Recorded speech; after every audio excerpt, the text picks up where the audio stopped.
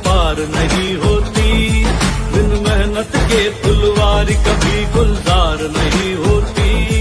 जो शेर जिगर ना हो तो कभी ललकार नहीं होती। हीरे को तराशे बिन उसमें चमकार नहीं होती। बिन प्रयासों के कुछ भी कभी हासिल नहीं होता। कोशिश करने वालों की कभी हार नहीं होती। कोशिश करने वालों की कभी हार नहीं होती। गिरते हैं शहसवार मैदान जंग में, वो तिफल ही क्या गिरे जो घुटनों के बल चले। ओ इरादे बुलंद जो ना हो अगर, तो बतह फिर कैसे मिले। कायर की कभी भी दुनिया में जय जयकार नहीं होती। कोशिश करने वालों की कभी हार नहीं होती। कोशिश करने वालों की कभी हार नहीं होती।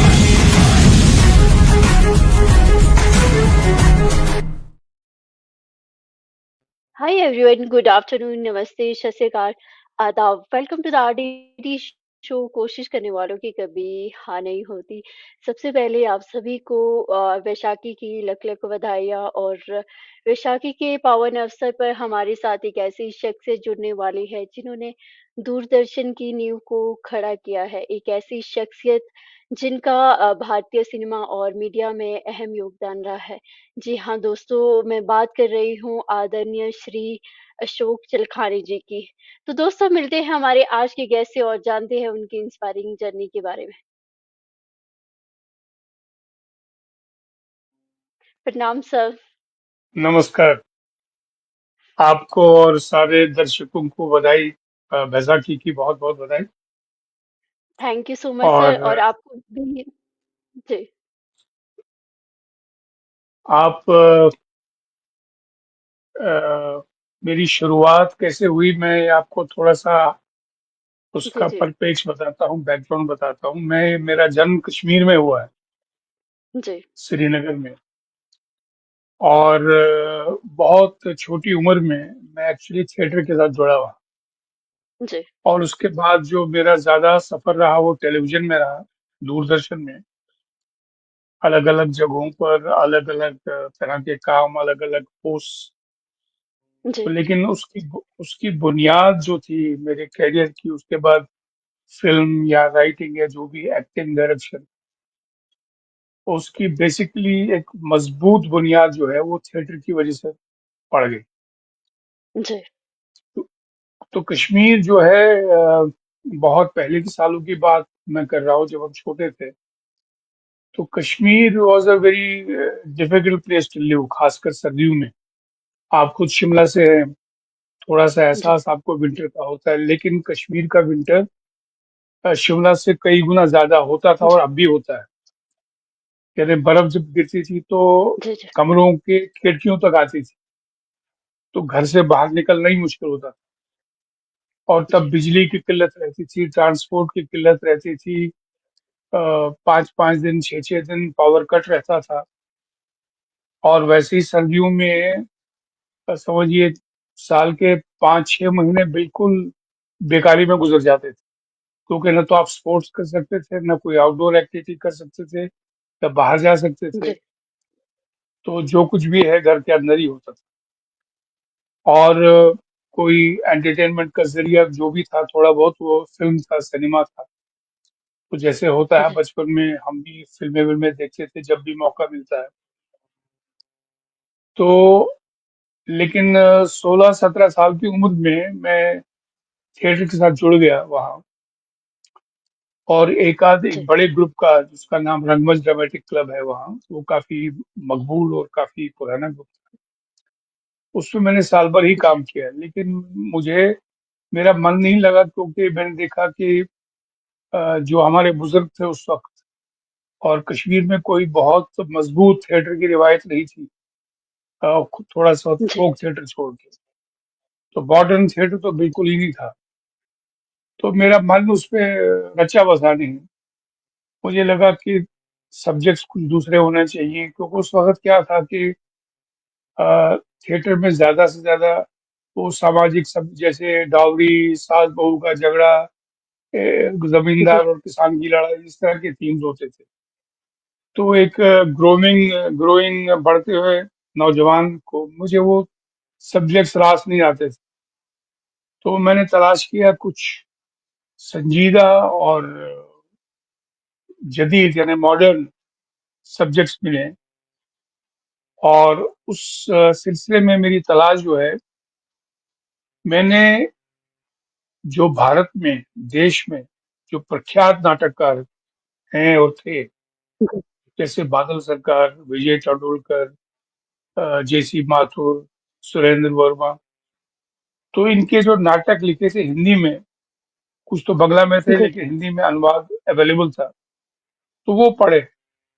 तो उनमें से नाटक मुझे बहुत अच्छे लगे और मैंने वो नाटक स्टेज करना शुरू किया और वो एक मॉडर्न या जदीद एक बुनियाद रिवायत थिएटर की उसने कश्मीर में डाली, क्योंकि उससे पहले कश्मीर की जो ऑडियंस थी या जहाँ जो वहाँ राइटर्स थे बहुत जी, बड़े बड़े, यानी पद्मश्री अवार्ड विनर, संगीत साहित्य अकादमी अवार्ड विनर, उनका भी एक्सपोजर नहीं था कि ड्रामे में, स्टेज में इस तरह के सब्जेक्ट भी हो सकते हैं और इस तरह का स्टाइल हो सकता है और इस तरह का ट्रीटमेंट हो सकता है।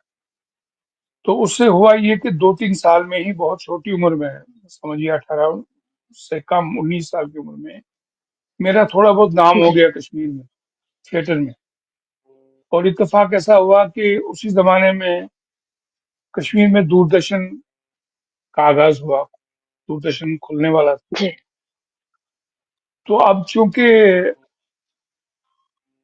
जितने भी वहाँ के सीनियर लोग थे, उनको जो दूरदर्शन का को स्थापित करना चाहते थे, तो जाहिर सी बात है, लैंग्वेज और कल्चर के लिए तो लोकल टैलेंट की बहुत जरूरत थी, क्योंकि कश्मीरी जबान में भी, और ऑल्दो वहाँ की जम्मू कश्मीर की आई मीन स्टेट की जबान ऑफिशियल, जी, तो ये दोनों जबान जानने वाले लोग चाहिए थे जिनको थोड़ा कश्मीर के कल्चर के बारे में आइडिया हो। तो इसलिए उन्होंने तलाशना शुरू किया और मैंने अप्लाई नहीं किया, क्योंकि मेरा नाम थिएटर में थोड़ा बहुत था। तो वो ढूंढते ढूंढते मुझ तक पहुंचे जी, और मुझे ऑफर किया गया job Doordarshan, to cut it short. तो 18 साल की उम्र में मेरा सिलेक्शन, इंतखाब जो है दूरदर्शन के लिए हुआ।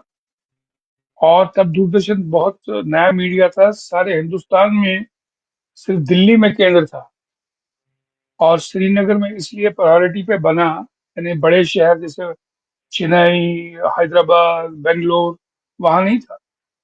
दूसरी प्रेफरेंस जी, जो है श्रीनगर को मिली, वो इसलिए कि हमारे यहाँ जी, अक्रॉस द बॉर्डर से प्रोग्राम आते थे और लोग वो जी, देखते थे।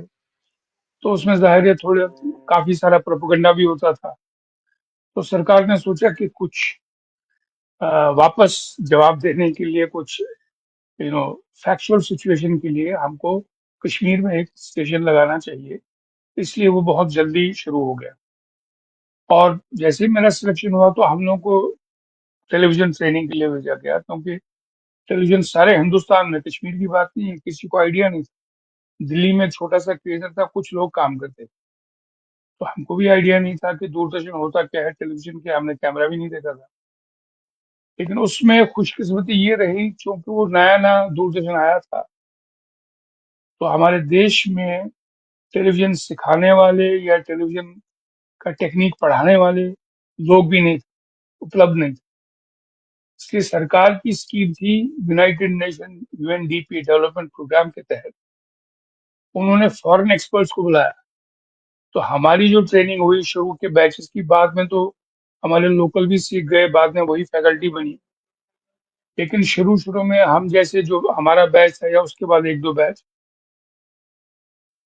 तो उसमें जो पढ़ाने वाले थे वो बीबीसी से थे, ऑस्ट्रेलियन ब्रॉडकास्टिंग से थे, कैनेडियन ब्रॉडकास्टिंग से थे, यानी बेहतरीन उस्तादों से हमें ट्रेनिंग मिली। और फिर मैं ट्रेनिंग करके वापस दूरदर्शन ज्वाइन। तो दूरदर्शन का जो मैंने प्रोड्यूसर की हैसियत से ज्वाइन किया, तो चूंकि मेरा थिएटर का बैकग्राउंड था, तो मेरी वो मेरा थिएटर और ड्रामा मेरे पहला शौक था, दिल के करीब था।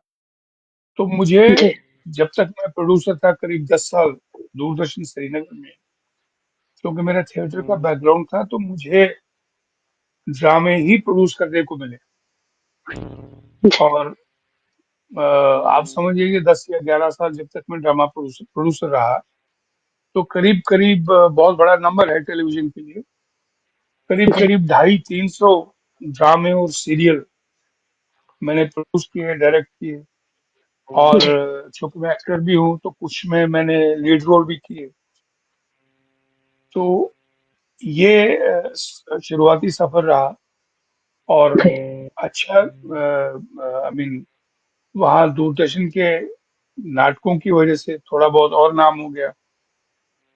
और फिर लेकिन मैं एडमिनिस्ट्रेशन में चला गया। यूपीएससी से मेरा सिलेक्शन हुआ, मैं असिस्टेंट स्टेशन डायरेक्टर बना। उसके बाद डिप्टी डायरेक्टर, डायरेक्टर, डीडीजी, और फाइनली मैं एडिशनल डायरेक्टर जनरल दूरदर्शन से रिटायर हो गया। जी, तो कहने का मतलब ये है, लेकिन एक और बात जो मैं आपसे शेयर करना चाहता हूँ कि मैं दूरदर्शन में जिस भी जी, पोस्ट पे रहा, मैं सबसे यंगेस्ट था। यानी 20-21 साल जी, की उम्र में मैं ड्रामा प्रोड्यूसर बना। और इस किसी स्टेशन का डायरेक्टर मैं 30 साल की उम्र में बना। आप सोच सकते हैं 30 साल एक छोटी उम्र होती है, उसमें एक स्टेशन आपके हेड है, स्टेशन चलाना। आहिस्ता आहिस्ता करके जब मैं एडिशनल डायरेक्टर जनरल बना, तब भी मैं सबसे, हिंदुस्तान में सबसे छोटा जी, जी, था। और जहां भी मैंने काम किया, एक और अच्छी बात रही जिसने मेरे कैरियर को एक, मुझे खुद सीखने को मिला, कुछ चैलेंजेस फेस कर। आप सीधे सीधे नौकरी करते हैं, उसमें मजा नहीं है जब तक आपके पास कोई चैलेंज नहीं हो, आप कोई कंट्रीब्यूट नहीं करते हैं। तो मैं जहां भी गया वहां कुछ कुछ चैलेंजेस थे, बहुत टफ। जी, जैसे मेरा पहला स्टेशन जहां मैं डायरेक्टर बना वो जम्मू था, वो 90s में, जब जम्मू कश्मीर में मिलिटेंसी टॉप पे थी, अरूज पे थी। और मीडिया से जितने जुड़े हुए लोग थे, इंक्लूडिंग मेरा, मुझे भी डायरेक्ट थर्ट था, हमारा नाम हिट लिस्ट में था। जी, तो लेकिन मुझे कहा गया कि आप जम्मू का स्टेशन चालू कीजिए। तो हमने वो चालू किया, स्टेशन चला। बहुत दुश्वारियां थी, स्टाफ नहीं था, लोग स्क्रीन पे आने से घबराते थे, अनाउंसर नहीं आते थे, न्यूज पढ़ने वाले नहीं आते थे, क्योंकि सबको जी, अपनी जान का डर लगता था। लेकिन उन मुश्किल हालात में हम स्टेशन खड़ा करके स्टेशन चलाया, तो मैं 6 साल वहां रहा। उसके बाद मेरा ट्रांसफर जलंधर यानी पंजाब में हुआ। तो जैसे जी, ही मैं पंजाब गया, वो तब एक छोटा सा स्टेशन था, वहाँ 4 घंटे का ट्रांसमिशन होता था। तो मुझे कहा गया सडनली कि 2-4 महीने में आप डीडी पंजाबी चैनल चालू कीजिए, जो 24 घंटे चलना। आप खुद सोच सकते हैं कि जहाँ 4 घंटे का प्रोग्राम चलता हो, जाहिर सी बात है उतनी आपकी फैसिलिटी है, स्टाफ भी उतना ही है, जो 3-4 घंटे मुश्किल से वो प्रोग्राम चलाते हैं। और उसके बाद आपको ये कहा जाए कि ये प्रायोरिटी है, आपको 24 घंटे का ट्रांसमिशन चलाना है। तो कैसे कैसे जो भी है, क्योंकि प्रेशर था, करना ही पड़ा। तो डीडी जी, पंजाबी चैनल भी मैंने लॉन्च किया। और उसमें मेरी खुशकिस्मती ये रही कि पंजाब में आप जानते हैं गाने का बहुत रिवाज है, बड़े बड़े सिंगर हैं वहाँ। गुरदास मान जी, हंसराज हंस, सरदूर सिकंदर मरहूम, जस्सी, और बहुत सारे। तो जब मैंने डीडी पंजाबी चैनल शुरू किया, तो कुछ उनमें से नए थे जो पहली बार मैंने दूरदर्शन में लाए। कुछ तो ऑलरेडी एस्टेब्लिश थे, जैसे गुरदास मान जी, हंसराज हंस जी। तो जी, उनसे मेरा करीबी राबता हुआ, उनको हम बुलाते थे प्रोग्राम्स के लिए। तो पहले 1-2 साल में ही डीडी पंजाबी बहुत पॉपुलर चैनल बन गया, बहुत मकबूल चैनल बन गया। और जैसा आप जानते हैं कि पंजाबी डायस्पोरा सिर्फ पंजाब में नहीं, कनाडा, दुबई, मिडल ईस्ट, वहाँ सब रहते हैं। तो वो भी जी, वहाँ से रेगुलर प्रोग्राम देखते थे पंजाब के बारे में, पंजाब से जो हम चलाते थे। और they would interact with us, they would feed us, write to us, call us, everything. तो वो मेरा चैलेंज था, दूसरा बड़ा चैलेंज। तो वहां भी मैं 6 साल रहा। उसके बाद आप सोचिए कि मैं नॉर्थ इंडिया का आदमी हूँ, मुझे चेन्नई भेजा गया, जहाँ की लैंग्वेज तमिल है, जहाँ का कल्चर टोटली डिफरेंट है। भाषा अलग है, कल्चर डिफरेंट है, खान-पान अलग है, रहन-सहन, एवरीथिंग। तो मैंने बड़ा रेज़िस्ट किया कि मैंने कहा कि मैं तो वहाँ मिश्रित हूँ, मैं तो किसी की भाषा ही नहीं समझता, ना कल्चर समझ, तो मैं क्या स्टेशन चलाऊँगा? लेकिन मेरे जो अफ़सरान थे, सीनियर लोग, उन्होंने कहा नहीं, असल में चेन्नई एक ज़माने में हमारा सबसे बड़ा रेवेन्यू अर्निंग स्टेशन होता था। यानी उस ज़माने में 40-45 करोड़ रुपए वो कमाते थे साल का। वो स्टेशन बिगड़ते-बिगड़ते 4 करोड़ पे आ जाता।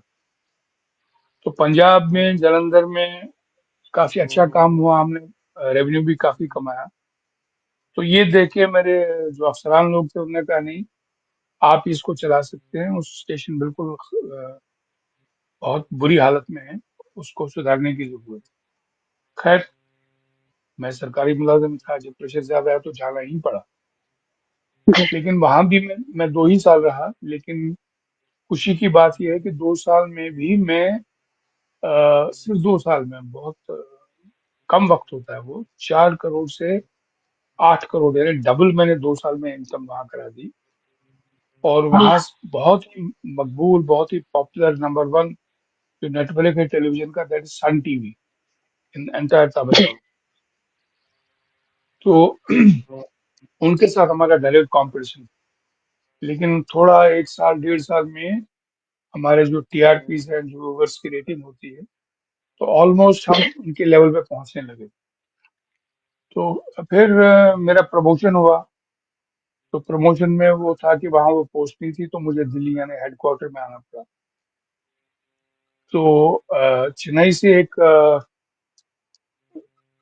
बहुत इम्पोर्टेंट याद मेरी है कि जब मैं चेन्नई में था, तो हमारा एक स्टेशन पोर्ट ब्लेयर में भी है, छोटा-सा है, तो वो भी मेरे चार्ज में था।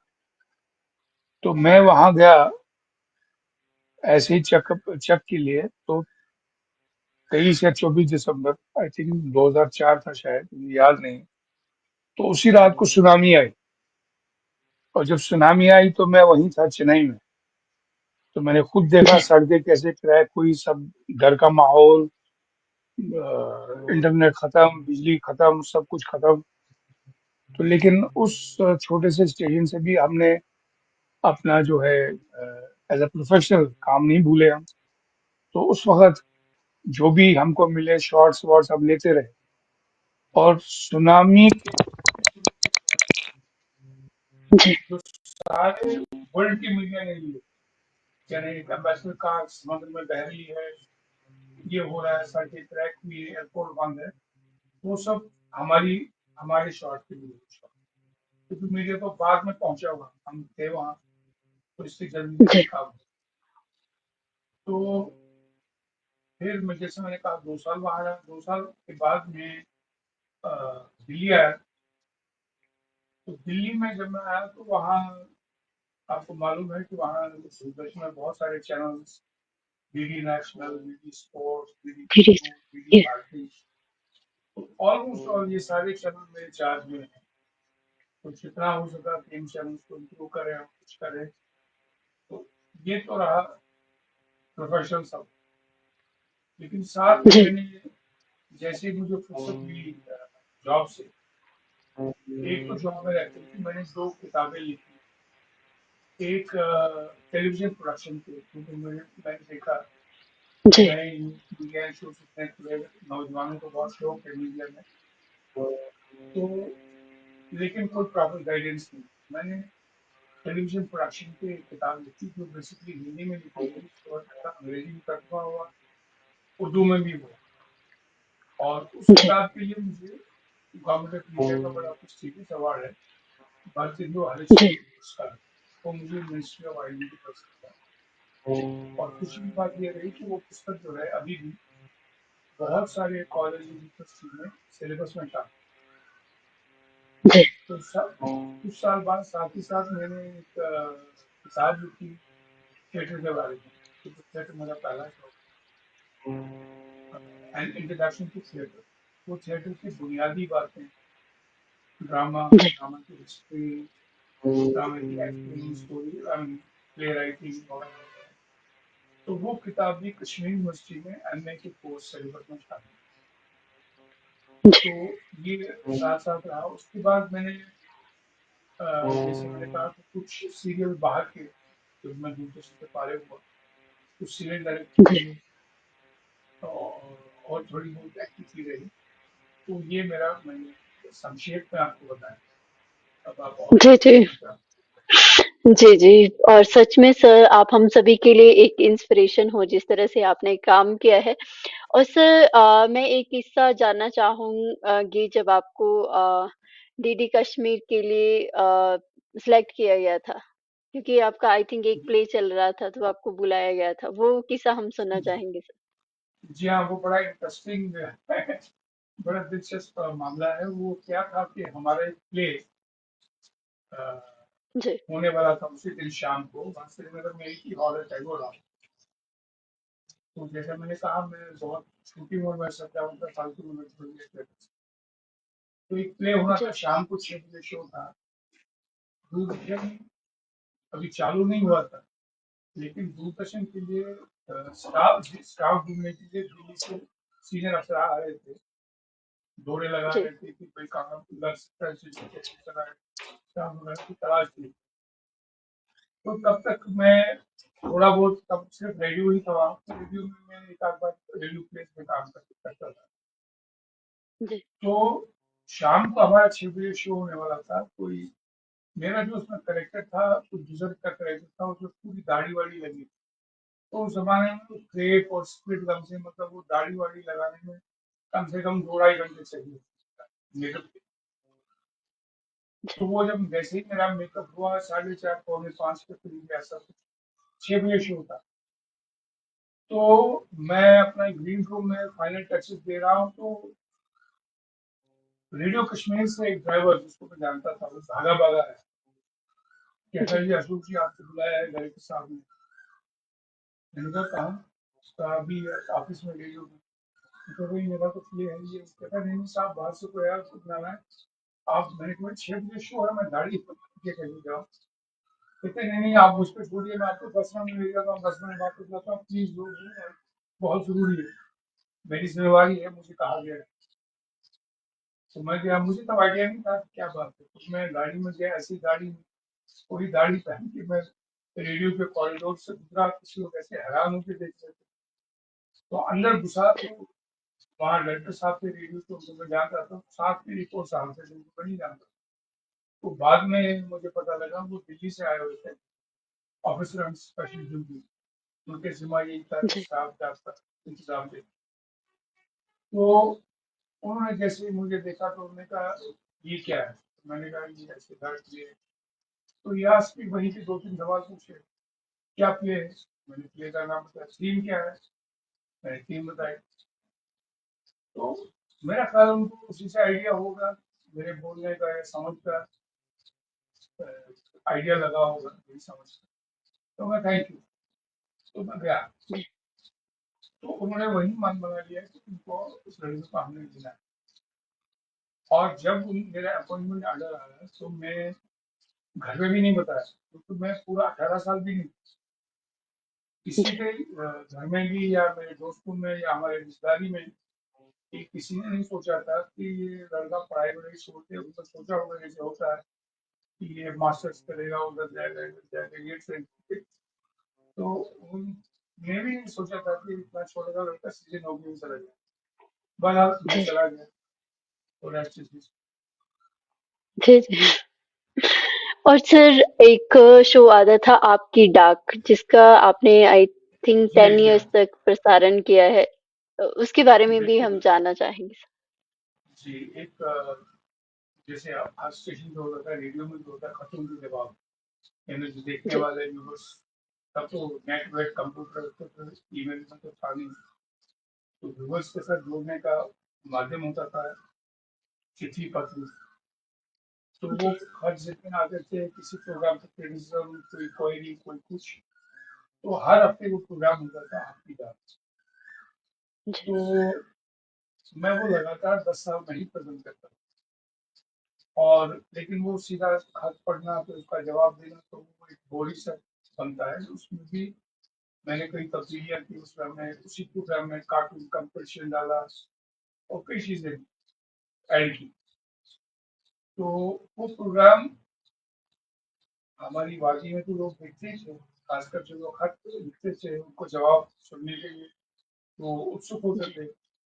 लेकिन अक्रॉस द बॉर्डर पाकिस्तान में भी उसकी गिविंग बहुत अच्छी थी। और पाकिस्तान से भी मुझे खत मिलते थे, हर हफ्ते 2-4 खत मिलते थे और रेगुलरली जी, वो प्रोग्राम देखते थे और पसंद भी करते थे। तो ये सिलसिला काफी लंबा रहा। उससे एक ये बात होगी, क्योंकि मैं लगातार स्क्रीन पे आता था तो नाम से तो सब जानते थे, क्योंकि जब ड्रामा होता था टेलीविजन पे तो उसमें आखिर में लिखा होता था प्रोड्यूसर डायरेक्टेड बाय। लेकिन शक्ल से जी, हीरो वगैरह था मैं 5-6 प्लेस में ज्यादा नहीं कर पाता था, क्योंकि मैं डायरेक्शन करना टेलीविजन में स्क्रीन जी, पे और एक्टिंग रखना दोनों एक साथ बड़ा मुश्किल था। तो इसलिए बहुत से लोग शक्ल से नहीं जानते थे। लेकिन ये जो जी, खत्म के जवाब वाला प्रोग्राम आपकी डाक था, ये सब देखते थे। इसलिए वो कश्मीर जो वादी में कम से कम वो बच्चा बच्चा मेरा नाम और मेरी शक्ल जाने लगा। तो उसके फायदे जी, भी है, नुकसान भी है। फायदे ये कभी आपको कोई काम हो, चाहे सरकारी या वैसे अदरवाइज, तो लोग आपको इज्जत से बुलाते हैं, अटेंड करते हैं। और नुकसान ये है कि जी, आप चल रहे हैं तो आपकी कोई प्राइवेसी नहीं रहती। आप कहीं पार्क पे नहीं बैठ सकते, आप कहीं ओपन रेस्टोरेंट में नहीं बैठ सकते, कॉफी हाउस में नहीं बैठ सकते, जो भी चीजें। जी, पर आप तो ये सिलसिला लगभग 10 साल चला। जी। और सर आपकी अगर मैं बात करूँ तो आप एक वर्सटाइल पर्सनैलिटी हो। तो सर आपकी जो सफलता है उसका मूल मंत्र क्या है? क्योंकि हमारे साथ जो न्यू जनरेशन भी जुड़ी है और सर हमें भी जानना है सर। देखिए क्या है कि पैशन बहुत जरूरी है। चाहे आपको जी, एक्टर बनना है, डायरेक्टर बनना है, राइटर बनना है, सिंगर बनना है, कुछ जी, उसमें कोई सफर सीधा नहीं होता। उतार चढ़ाव तो रहती रहती है, टेंशन रहता है, जी, फ्रस्ट्रेशन रहती है।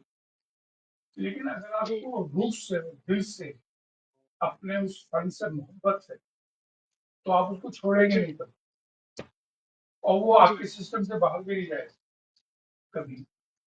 और आजकल क्या है कि आजकल दिस टू मच कॉम्पिटिशन। चाहे वो एक्टिंग हो, डायरेक्टर, हजारों और एक से एक बढ़कर सिंगर देखिए आप रियलिटी शो जी,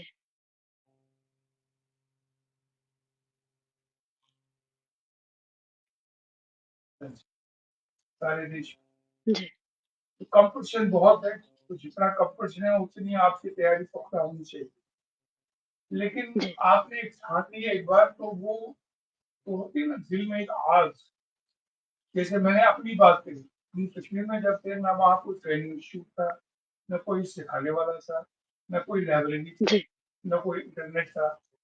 तो जो कुछ हमने किया ट्राइड एंड एरर से, खुद ही कर करके सीख के तो जी, कुछ किया। जी, जी, तो जो है दूसरा ये है कि अ, आजकल इस जमाने में चाहे आप किसी भी फील्ड से जुड़े, पढ़ना लिखना और अवेयरनेस बहुत बहुत जरूरी जी, है। नई चीजें रोज होती है, नई नए एक्सपेरिमेंट होते हैं, नए अंदाज आते हैं। तो आपको इन ट्यून रहना चाहिए बदलते हालात के साथ। जी, तभी आप कुछ कर पाएंगे और कुछ नई चीज सोचने को मजबूर हो जाए। जी, बिल्कुल सही कहा है सर। और सर थिएटर की बात करें तो थिएटर बहुत कुछ सिखाता है और कहीं न कहीं थिएटर में आपका अहम योगदान रहा है। आपने काफ़ी सारे प्लेस किए हैं जैसे मांगे हथा एक आकार की, किसी एक फूल का नाम लो, चिनार, गिद्ध, पगला घोड़ा, बहुत सारे जो काफ़ी हिट प्ले है वो आपने किए। सर वो मोमेंट कैसा था अगर मैं उस दौर की बात करूँ क्योंकि अ, रंगमंच की अगर मैं बात करूँ तो काफ़ी कुछ चेंज भी हो चुका है। तो कुछ मोमेंट जानना चाहूँगी सर मैं। देखिए वो जो एक जितने प्ले हैं, प्ले था मैं सूर्य क्या, की हाँ बोलिए। अंतिम किरण से सूर्य की पहली किरण। जी, एक प्ले था सर सूर्य की अंतिम किरण से सूर्य की हाँ, पहली किरण। प्रिंसेस जी, सुरेंद्र वर्मा का लिखा हुआ ड्रामा है, बहुत अच्छा प्ले। जी, एक जी, बात मैं आपको बताना चाहता हूँ कि ये जो जिन प्लेस के नाम लिए आपने, उनमें से जी, 90% वो प्लेस आज भी रेलेवेंट अभी भी होते हैं, वो जी, क्लासिक्स है हिंदुस्तानी जी, थिएटर की। तो जैसा मैंने कहा, और मेरे दिल के करीब हालांकि जितने प्लेस का आपने नाम लिया, बड़े बड़े राइटर हैं वो लिखने वाले होते हैं, जी, बादल सरकार, विजय तेंदुलकर, सुरेंद्र वर्मा। तो ये सब इन सब मैक्सिमम प्लेस के लिए मुझे अवार्ड मिले, best director, best actor, best सब। जी, जी, लेकिन मेरे दिल के करीब जो है, और हैरानी की बात है कि अभी 30 साल 40 साल हो गए, जो भी लोग थिएटर वेटर से जुड़े हैं या कुछ बुजुर्ग लोग हैं, उनको वो ड्रामे अभी भी याद है। तो उससे मुझे बड़ी खुशी होती है कि मुझे लगता है कि यार वो ड्रामा तो एक बार देखा जाता है, ये तो कोई फिल्म नहीं है कि आप 10 बार देखिए, टीवी पे देखिए, नेट पे देखिए, उधर देखिए। जी, आप हैरान हो जाएंगे कि मुझे कुछ लोग ऐसे मिले जिन्होंने वो ड्रामा एक बार देखा है, ऐसे 35 40 साल पहले एक बार देखा, थिएटर में तो एक बार जाते हैं, तो उनको ड्रामे के कुछ जी, कुछ डायलॉग भी याद। तो ये बड़ी मुझे खुशी हुई इस बात की कि मुझे लगा कि इस ड्रामे का कितना इम्पैक्ट रहा। तो उस जमाने में जैसे मैंने कहा, देखिए आजकल बहुत सारी फैसिलिटीज हैं, उस जमाने में कोई इफेक्ट क्रिएट करने के लिए हमको खुद ही सोचना पड़ता था कि मतलब ये खास इफेक्ट लाइटिंग का कैसे कर, तब वो गैजेट्स नहीं थे, तब बहुत सारी चीजें नहीं थी। लेकिन जैसा जी, कहते हैं ना, मैं इस बात में बिलीव करता हूँ कि necessity is the mother of invention. अभी जैसे टेलीविजन राइट, का मीडिया है, फिल्म का मीडिया, अब डिजिटलाइजेशन हो गई, अब बहुत सारी चीजें बहुत आसानी से, अब प्रेस ऑफ बटन से आप इफेक्ट क्रिएट कर सकते, एडिटिंग जी, क्रिएट। लेकिन जब वो जमाना नहीं था, जब फैसिलिटी नहीं थी, लेकिन आप करना चाहते, तो जाहिर सी बात है आप माइंड में सोचिए कि भाई कैसे करें कैसे करें, तो कुछ नई चीज सामने आती है। आप उसमें, मैंने कहा ना, हर चीज का एक पॉजिटिव साइड भी होता है, नेगेटिव भी।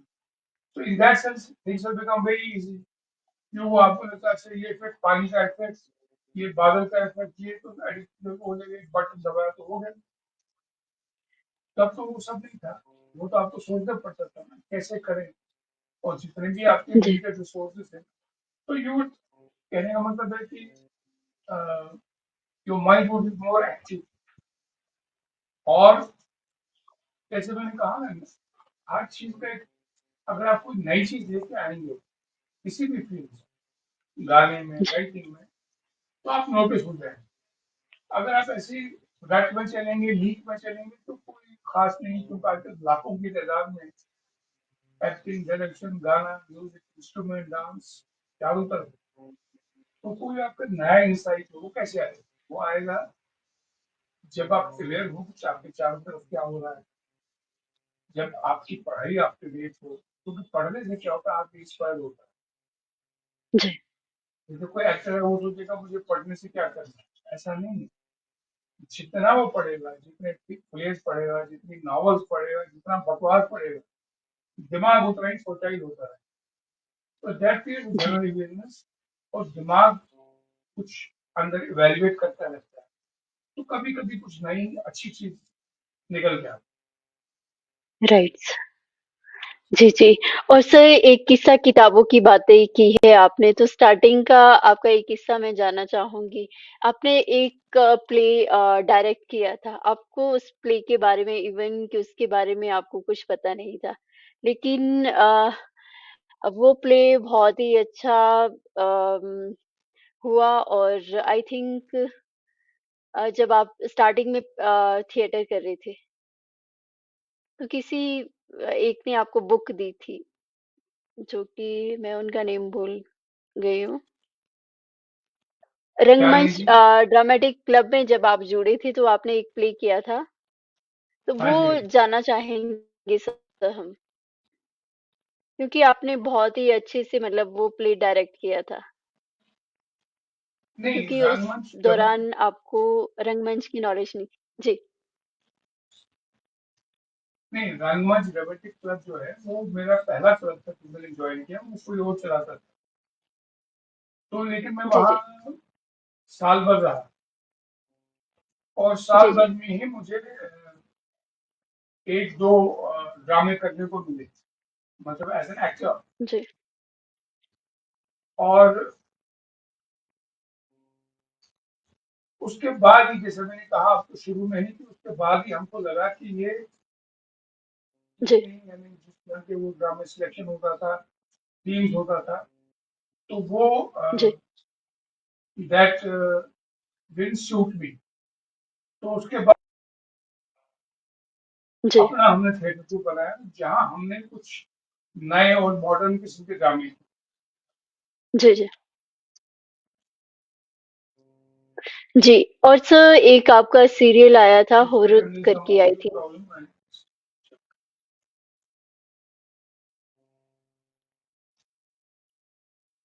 जी, जी, और सर उस अगर दौर की बात करूँ तो आपका एक सीरियल आया था हुरुद करके, उसके बारे में हम जानना चाहेंगे पर क्योंकि वो काफ़ी फ़ेमस हो गया था। जिस तरह से यहाँ पे रामायण दे और महाभारत। जी, जी, जी, मैं आपको बताना चाहता हूँ, वो टेलीविज़न से जुड़ा हुआ मेरा प्रोडक्शन है।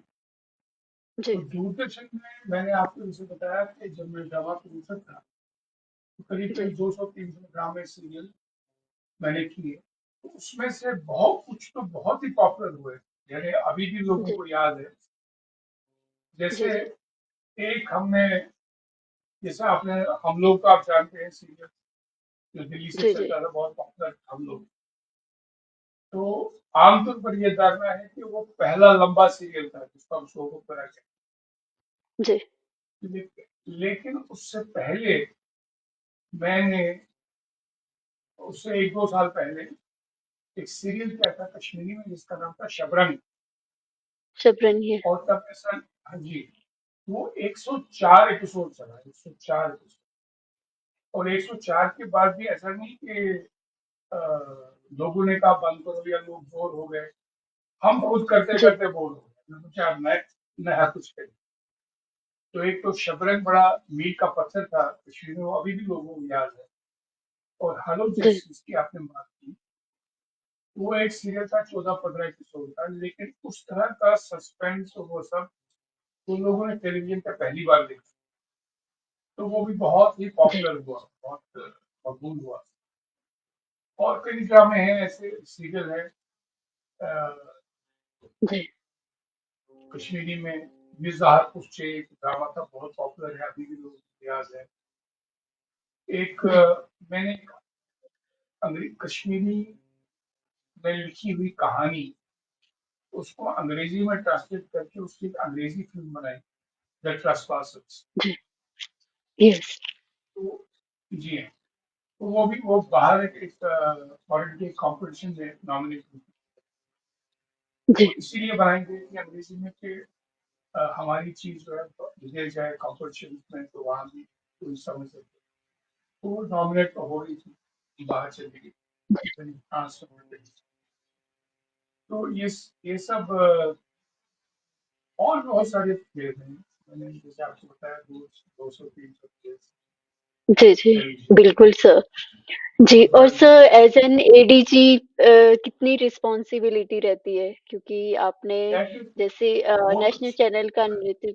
जी, वो तो 24 घंटे की रिस्पॉन्सिबिलिटी। एक तो आपको, जब आप हेडक्वार्टर में रहते हैं, आप डीडी नेशनल बड़ा पॉपुलर चैनल है, या जी, डीडी बात हमारा कल्चरल सेंटर, एक एज एडीजी एक काम तो वो होता है कि आप वो चैनल्स को देखें, समझें। दूसरा है, एडीजी आपके कुछ जोन आपके अंडर में होते हैं। तो मेरे अंडर नॉर्थ जोन था। नॉर्थ जोन में 17 स्टेशन आते हैं, जिसमें शिमला भी आता है। तो 17 स्टेशनों की जिम्मेवारी मेरी थी। मैं पंजाब, जम्मू कश्मीर, शिमला, जयपुर, दिल्ली, जी, छोटे बड़े मिला के 17 स्टेशन, उनके जो रोजमर्रा के प्रॉब्लम्स होते हैं, ये सब, तो उन पे नजर रखना, बाकी चीजें। और फिर जो आपका वहाँ अपना काम है, डेलीकेट में, आप 2 चैनल, 3 चैनल, 4 चैनल के हेड है। तो रोजमर्रा के क्या प्रोग्राम चलेगा, कैसे चल रहा है, चैनल का भी काम हो रहा है, ज्यादा हो रहा है, क्या करना चाहिए, इंप्रूवमेंट कैसे हो। तो फिर उसमें स्टाफ बहुत हजारों की तादाद में जुड़ा है। तो human resource problem, you know, जितने भी एडमिनिस्ट्रेटिव एलिमेंट्स होते हैं, जितना स्टाफ हो, वो सब जी, सॉल्व करना एडमिनिस्ट्रेटिव प्रॉब्लम काफी जिम्मेदारी होती है। समझिए कि 24 घंटे का काम है। यानी घर आए तो घर में भी आपका फोन बजता है, कोई संडे नहीं सैटरडे, कहीं ना कहीं कुछ इमरजेंसी सिचुएशन होती है कि वहाँ फला जगह ये हो गया, ये हो गया, फला। तो ये सब very happy job, but retrospect में आप जब देखते हैं तो फिर एक तसल्ली भी होती है, खुशी भी होती है कि अ, जी, आप कुछ कर पाए, आप वक्त का सही उपयोग किया, और कुछ सीख उस प्रोसेस में जब आप कुछ अच्छा करते हैं, बुरा करते हैं, तो आपको खुद को सीखने का मौका भी मिलता है, आप भी इवॉल्व होते जी, जी, बिल्कुल सर। और जैसे सर आपने किताबों के बारे में बात की थी, तो आपकी एक किताब जो एन इंट्रोडक्शन टू थ्रेट आई थी, हैं। जो यस, यस, जो कि कश्मीरी पीजी कोर्स में भी जिसको शामिल किया गया है, तो उसके जी, बारे में सर जानना चाहेंगे? मैं ये कहूँगा कि वो किताब अभी भी, हालांकि उसको लिखे हुआ 5-6 साल हो गए, लेकिन वो जी, किताब अभी भी रेलेवेंट है, क्योंकि वो एक इस तरह की किताब और कोई नहीं है जहाँ तक मेरी नॉलेज है हिंदुस्तान में अभी। उसका ये भी आपको बता दूं कि उसका फोरवर्ड जो है किताब का, वो गिरीश कर्नाड जी ने लिखा है। जी, तो गिरीश कर्नाड जी को मैंने जब मैच किया किताब का, मैंने कहा आप पढ़िए, देखिए, अगर आप समझते हैं तो ठीक है, तो आप पढ़ोगे। तो ही उस जैसी शख्सियत रहे, थिएटर के इतने बड़े महारथी, सिनेमा के राइटर खुद, बहुत बड़े प्लेयर्स उनके कबूल, और जी, इस तरह के, तो उन्होंने उसका फोटो लिखा है। तो इसलिए मैं कहता हूँ यूनिक किताब है, क्योंकि उसमें एट ए ग्लांस आपको थिएटर की बुनियादी बातें पता लगती है, और कोई सब्जेक्ट उसको छोड़ा हुआ ही नहीं। यानी स्क्रिप्ट से लेके, डायरेक्शन से लेके, acting, costume designing, makeup, set, तो किस चीज की क्या अहमियत है, किस कैसे अप्रोच करना चाहिए, एक कंसोलिडेटेड फॉर्म में, एक मुख्तसर किताब, मतलब फंडामेंटल्स की बात, जी, फंडामेंटल आपको एक अंडरस्टैंडिंग एकदम से थिएटर की आ जाए। जी, जी, तो ये वो अभी जैसे आपने कहा कश्मीर के पीजी कोर्स में वो शामिल है, वो किताब। जी, जी, जी। और सर कुछ पिक्चर्स है मेरे पास, कुछ आपकी जो पुरानी यादें? जी सर। ये एक एवं नजीक हमने प्ले किया था, ये जी, 1974 की बात है। तो इस जी, जी, प्ले में मुझे बेस्ट एक्टर और बेस्ट डायरेक्टर दोनों अवार्ड मिले। जी, जी, ये बहुत टफ कॉम्पिटिशन। जी, ये गवर्नर साहब जो एन एन वोरा साहब हैं, थे अभी जेल के गवर्नर काफी साल रहे, वो मेरी जी, जी, किताब एंड का रिलीज कर रहे हैं। ये वो जी, बढ़िया। ये मुझे जैसे यहाँ नेशनल लेवल पे पद्मश्री, पद्म भूषण इस तरह से मिलता है ना, नेशनल अवार्ड, जी, जी, इसी तरह जम्मू जम्मू कश्मीर गवर्नमेंट के अपने अवार्ड होते हैं, जिसको कहते हैं स्टेट अवार्ड। जी, जी, तो स्ट्रीट मतलब ऑफ स्टेट अवार्ड वो भी 26 जनवरी के अनाउंस करते हैं। तो जी, ये मुझे एन आउटस्टैंडिंग मीडिया मैन का अवार्ड मिला था जी, जी, 2014 में। ये जी, गवर्नर साहब एन वोरा साहब मुझे दे रहे हैं एज जी, an state award for being an outstanding media. जी, जी। और सर आई ये थिंक ये मैं सीरियल। सीरियल जी, में प्राइवेट सीरियल था ये गीता वशिष्ठ है, बहुत फेमस एक्ट्रेस है, आप जानते हैं। ये जी, स्टेज जी, और फिल्म की बहुत फेमस एक्ट्रेस है गीता वशिष्ठ। तो इस सेट पे हूँ, मैं उनको डायरेक्ट कर रहा हूँ, डायरेक्ट करते हुए तो सेट की को। जी, जी,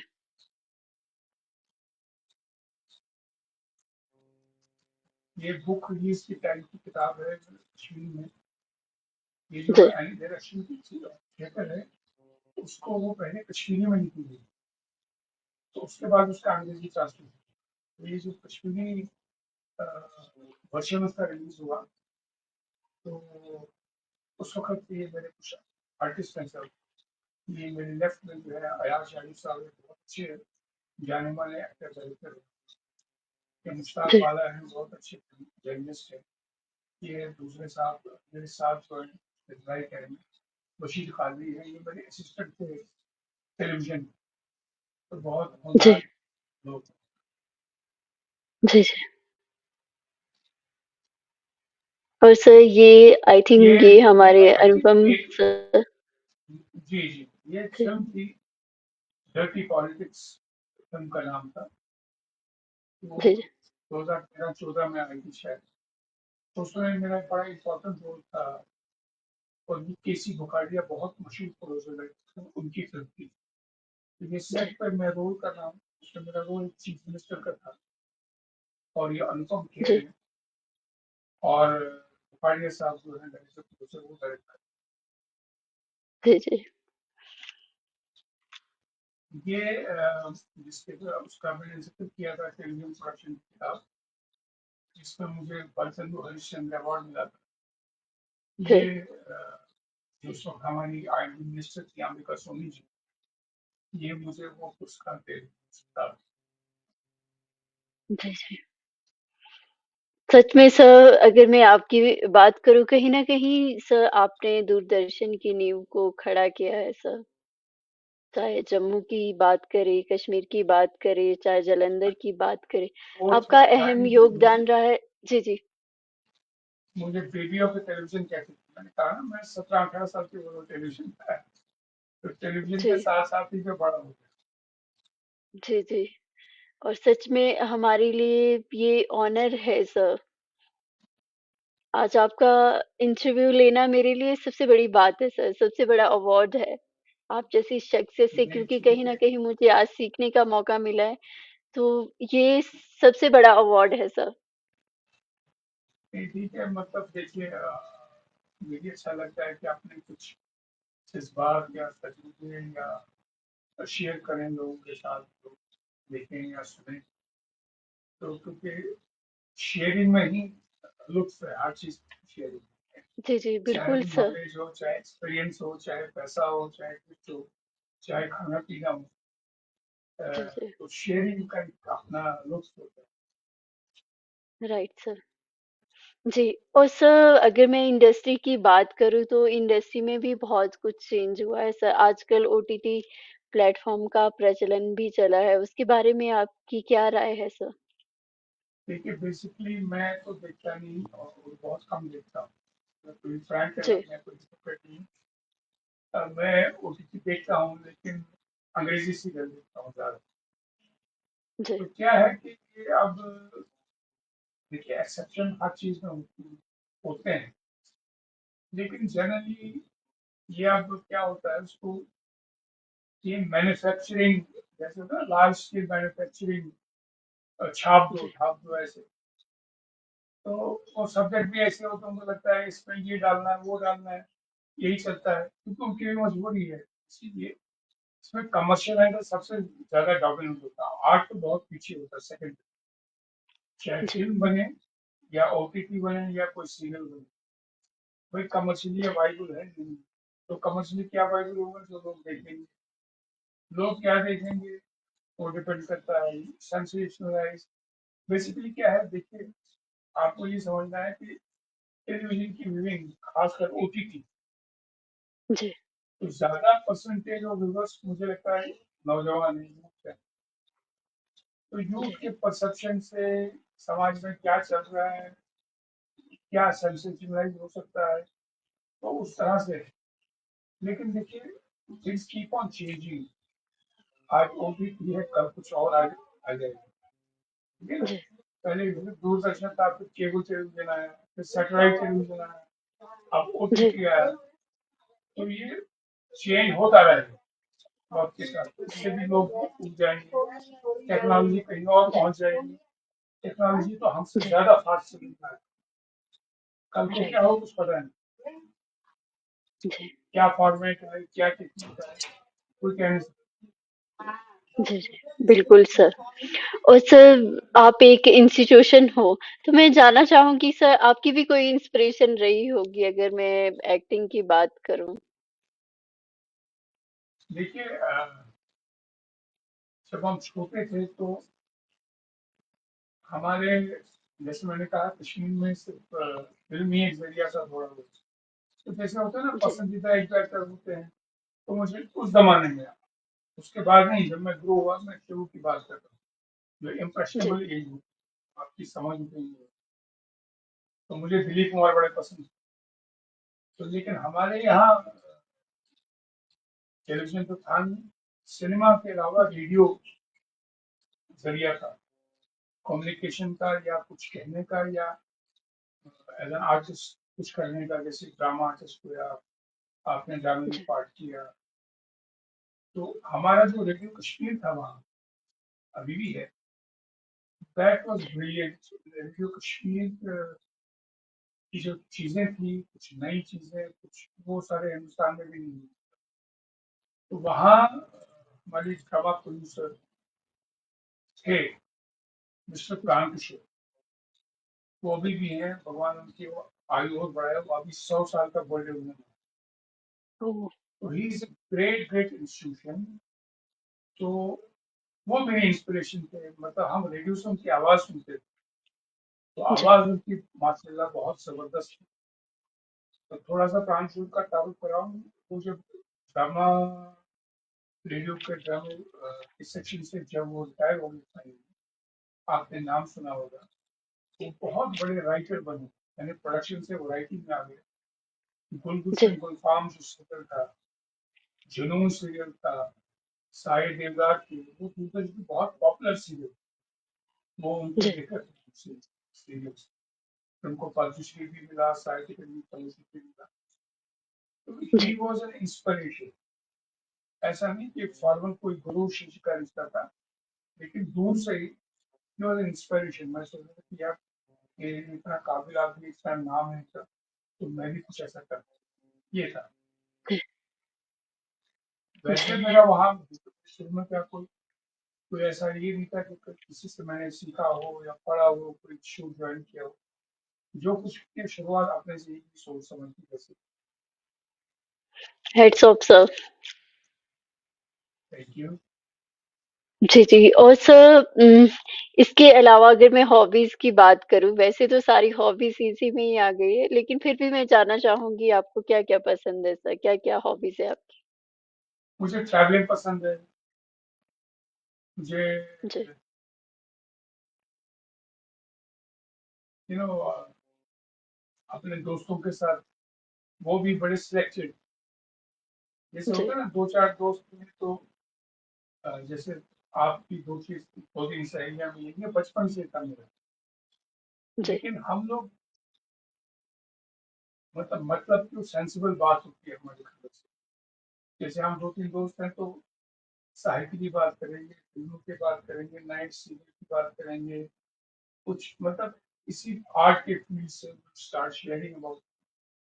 so that is a comfortable माहौल, जहाँ आपको अपने हिसाब से कंपनी में इस तरह के दोस्त हो। तो ऐसे हम अभी भी दो तीन दोस्त ऐसे हैं, तो हम जी, महीने में 2 बार 1 बार मिलते हैं।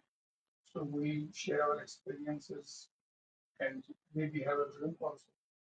And that is one. And number two, yes, reading.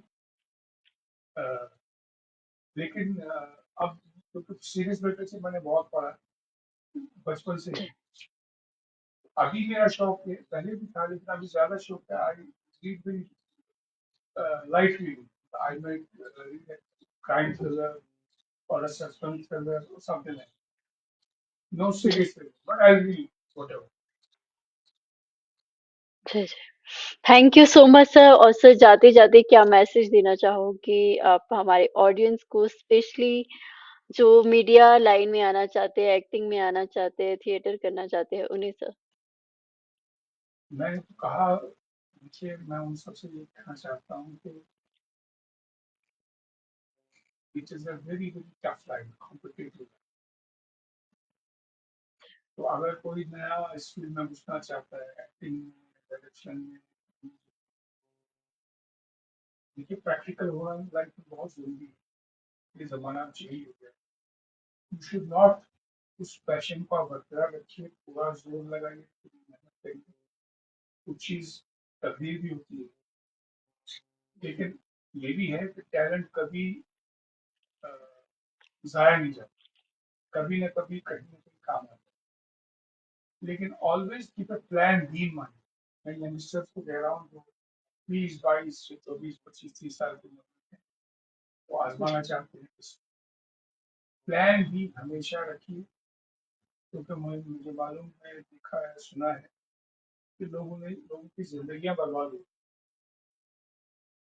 कि जब तक वो ये करे तब तक उसकी उम्र गुजर जाती है, फाइनेंशियल क्राइसिस आ जाती है, और उसके बाद ना वो इधर कह रहे थे ना उधर। So you do, if you want to do commercially, बाकी आप अपने शौक से करेंगे तो उसके लिए कोई ये नहीं है, सारी उम्र के लिए। लेकिन अगर आप कमर्शियली करना चाहते हैं तो आपको टाइम दीजिए, टाइम। भाई 2 साल 3 साल में इस पे लगा रहूंगा, कुछ हुआ तो बहुत अच्छा है, नहीं हुआ तो you should have a plan.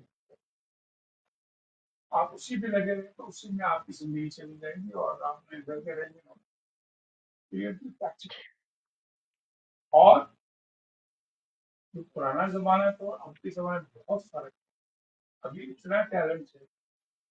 मैं कभी कभी जैसे बॉम्बे में, मुझे मालूम है, वहाँ ऑडिशन होते हैं, सीधे मतलब एक एक मील की लाइन लगी होती है वहाँ, लड़के लड़कियां जी, ऑडिशन दे रहे हैं, ऑडिशन दे रहे हैं, ऑडिशन दे रहे हैं, हंड्रेड्स एंड थाउजेंड्स। अब बताइए उसमें उनको चाहिए होंगे 2 आदमी, 4 आदमी, तो 1000 में से आपने जी, 4 आदमी चुनिए, तो कितना मुश्किल था राइट। ये। जी, जी।